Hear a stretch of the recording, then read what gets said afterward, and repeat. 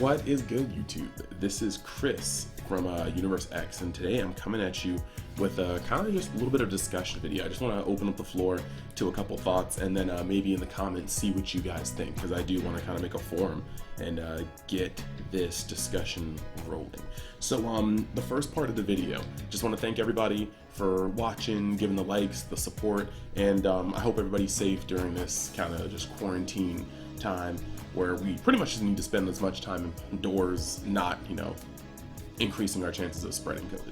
So that aside, today I was going to talk actually about what team may be coming out very soon, and if it actually may be as scary as everybody thinks. So first and foremost, since I've seen a gajillion videos about this, I'm not going to really go fully into depth about the release schedule. I personally think that in one more week we're going to get Helbram combined with Demon Melee. Honestly, looking at the JP release schedule, you can see that Helbram was supposed to come out in a dual banner with Red Merlin, and Demon Melee was supposed to come out in a dual banner with Galland. But instead, we got we actually got Merlin on its own, and after Merlin on its own, we got after Merlin on her own, we got, Galland with Gowther. So right now, we have those two units kind of floating.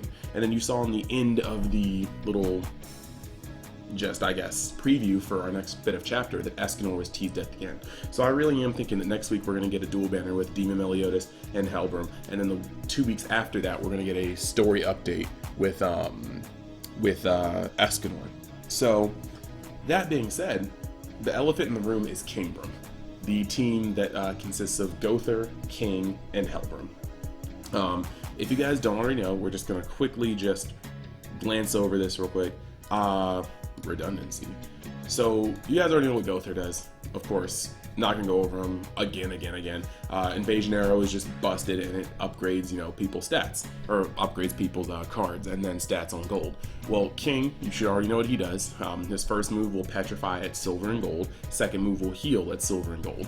And then what the new factor is Helbram, which you should have already heard before because everybody's been talking about it. First move does a lot of damage, takes away an ult gauge. At gold, it takes away 3, so you've got Merlin's right there, but more damage. Green Merlin's first move, but more damage. You got Stone Needle, which is King's first move, damage and petrify. And then his ult is the same as it currently is on Green Helbram. But the issue is Gowther will keep boosting them, and so you have a consistent wave of petrify. And if that could not get any worse, Helbram on top of that can start picking off the ultimate gauge of whoever's not petrified. Now, the thing I kind of want to talk about, short, simple video. This team was PvP AIDS for quite some time in JP and Korea, and anybody that played in the servers will let you know that during that time that was ridiculous. However, the question I have is, for the viewers, do you think that KingBram will be the same scourge on global as it was on JP/Korea? Because our release schedule is not the same order. We got Galland when we got Gowther. And because of that, you already have somebody that can run a little interference with Gowther. We all know if you've been climbing PvP, having Gowther on your team, or having a Galland on your team is not the end-all be-all for Gowther. Sometimes it can put you in a bind depending on who Galland courses, which is his unique skill. Taunt one enemy, the effective target cannot activate debuffs when using skills and may only attack Galland. So if that lands on, per se, I don't know, King cannot petrify. If it lands on Helbram cannot petrify, and the only person he can mess with the ult gauge with is Galland, which can be annoying because Galland's ult is integral to his kit. But depending on another trend that Global has been flexing, it may not even be too much of a deal. So I'm going to move on to that in 2 seconds. But Galland being here is different, if I'm not mistaken, from JP and Korea. Galland was not around to contest this team for a little bit of time. They just had the free reign to do what they want.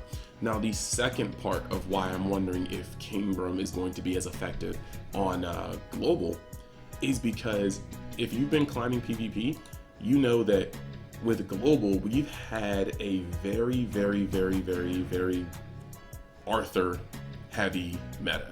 I discussed in my other video, getting the gold buff on Arthur literally puts your team on extreme steroid status for 3 turns, allowing you to kind of manhandle the opponent, be completely immune to debuffs, and get it ready for the next round of 3 turns.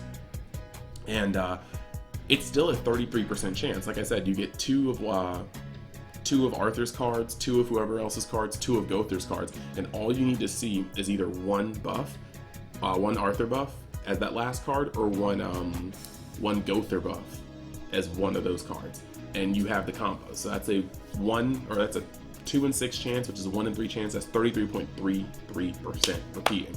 So point is, KingBram, if you get outsped by CC and your opponent puts a gold Arthur buff on,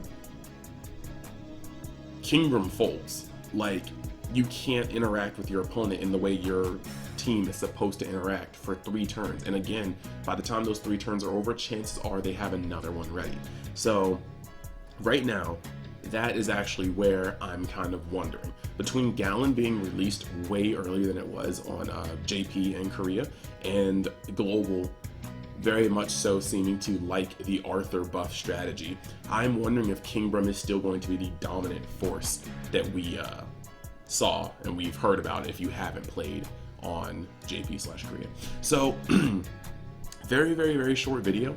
Like I said, I kind of wanted this to be a discussion video, and if we can get enough comments, I will make a follow-up video talking about the points that you guys put down in the comments. So thank you guys for just watching.